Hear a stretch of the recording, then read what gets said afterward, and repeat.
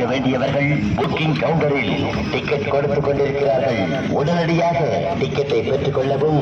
மரண போராட்டத்தில் ஒரு கார் மற்றும் 4 சைக்கிள்களில் ஒரே நேரத்தில் செல்லும் காட்சி. ஒருவருக்கொருவர் போட்டி போட்டுக் கொண்டு செல்லும் காட்சிகள்.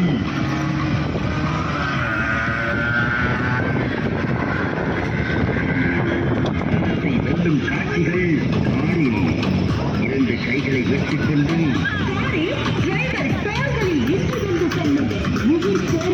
உயிர் போராட்டம். மரண கிணறு.